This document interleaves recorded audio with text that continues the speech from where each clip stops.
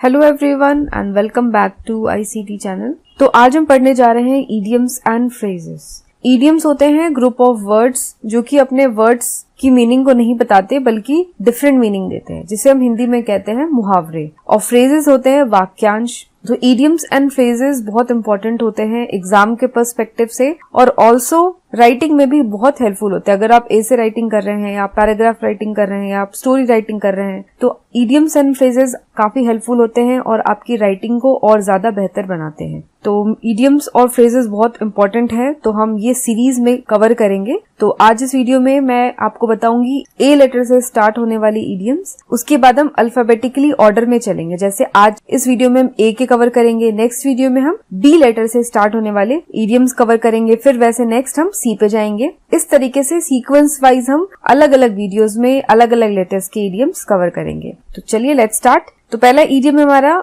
ए से अबाउंडिंग इन। इसका मतलब होता है से भरपूर। Sea abounds in all kinds of animals, यानी समुद्र में हर तरीके के एनिमल्स रहते हैं। फिर है अबव ऑल। अबव ऑल का मतलब होता है मुख्यतः या खासकर। Above all don't mention this to Hari, यानी सबसे बड़ी बात है या खासकर हरी को ये बात मेंशन नहीं करनी है। तो यहाँ पे हम कैसे करेंगे, हम इडियम्स हमने यहाँ पे दिया है, उसके बाद यहाँ पे आपको हिंदी में मीनिंग ये वाली दी गई है और एक एग्जाम्पल भी आपको दिखाया गया है जिससे आपको यूज कैसे करना है इस बारे में आपको एक आइडिया मिल जाए। अब्रेस्ट विथ यानी जानकारी रखना, खुद को अब्रेस्ट विथ रखना यानी खुद को किसी चीज के बारे में इंफॉर्मेटिव या इंफॉर्मेशन रखना। He keeps himself abreast with the latest developments in the world of science, यानी वो अपने आप को दुनिया में होने वाली हर लेटेस्ट डेवलपमेंट्स के बारे में अप टू डेट रखता है। एब्सेंट माइंडेड पर्सन यानी असावधान व्यक्ति। Our professor is a very absent minded person, यानी हमारा प्रोफेसर बहुत ही एब्सेंट माइंडेड पर्सन है, यानी ऐसा व्यक्ति जो कि कहीं और खोया रहता है या जिसका हमेशा कॉन्सेंट्रेट नहीं कर पाता, जो या हमेशा जो चीज कर रहा है उस चीज पे ध्यान नहीं रहता, ऐसे व्यक्ति को हम बोलते हैं एब्सेंट माइंडेड पर्सन। एक्सेसरी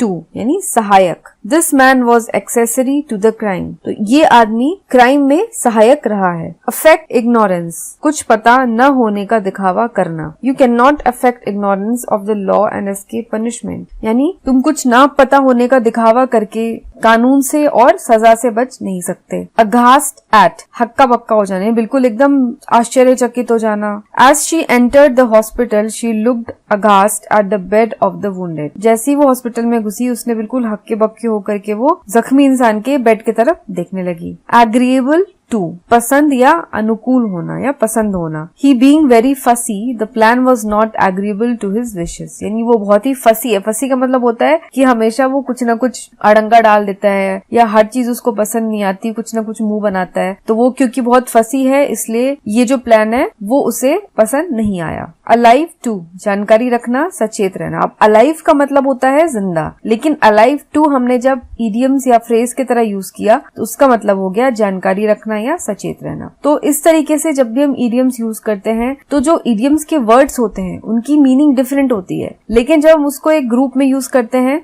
तो मीनिंग बिल्कुल ही डिफरेंट हो जाती है। He is not at all alive to the current economic problems, उसको करंट में चल रही इकोनॉमिक्स प्रॉब्लम्स के बारे में बिल्कुल भी जानकारी नहीं है। All at once का मतलब होता है अचानक। All at once the sky became dark and it began to rain, अचानक से स्काई डार्क हो गई और बारिश चालू हो गई। All moonshine, all moonshine का मतलब होता है बिल्कुल झूठा या मनगढ़ंत, यानी उल्टा सीधा कुछ कहानी बनाना या झूठा कहानी बनाना। What you are saying is all moonshine, जो भी तुम कह रहे हो बिल्कुल मनगढ़ंत है। All of a sudden, अचानक। All of a sudden the walls of the room started shaking, यानी अचानक से ही रूम्स की दीवारें हिलने लगी। All the same, फिर भी। तो यहाँ पे all of a sudden और all at once का मीनिंग बिल्कुल सेम ही होता है और एक तरीके से ये यूज किए जाते हैं। All the same का मतलब होता है फिर भी। Although your agreements appear convincing, all the same it will not happen, तो तुम जो मुझे एग्रीमेंट्स दे रहे हो वो मुझे कन्विंस तो कर रहे हैं लेकिन फिर भी ये प्रैक्टिस में नहीं आएंगे। Animal spirits,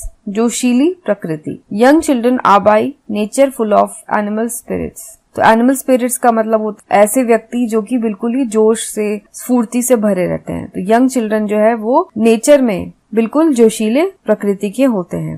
Apple of Discord, झगड़े का परिणाम या झगड़े का कारण, यानी कोई व्यक्ति अगर झगड़े का कारण है, उसकी वजह से झगड़ा स्टार्ट हुआ है, कोई लड़ाई स्टार्ट हुई है, तो हम उसे कहेंगे ही इज या she is apple of discord. Ever since their father's death this property has been an apple of discord between the two brothers. तो यहाँ पे जब से इनके फादर की मृत्यु हुई है, उनकी डेथ हुई है, तब से जो प्रॉपर्टी है वो दोनों भाइयों के बीच झगड़े का कारण है। तो यहाँ पे कोई व्यक्ति नहीं बल्कि प्रॉपर्टी यानी कोई चीज जो है वो झगड़े का कारण बनी है। एप्पल ऑफ वंस आई यानी बहुत प्रिय, जो सबको प्रिय है। His lovely little daughter is the apple of his eye, यानी उसकी प्यारी बेटी उसके लिए बहुत प्रिय है। आस्क फॉर समथिंग, नुकसान या खतरा मोल लेना। तो यहाँ आस्क फॉर समथिंग कुछ चीज मांगना नहीं होगा, इसका मतलब होता है नुकसान मोल लेना या खतरा मोल लेना। Now you are complaining about the cut in your salary, you had asked for it by regularly coming late. तो अब तुम्हारी सैलरी कट गई तो तुम अब कंप्लेन कर रहे हो, लेकिन तुमने ही इसको बुलावा दिया था, यानी तुमने ही ये नुकसान खुद ही तुमने मोल लिया।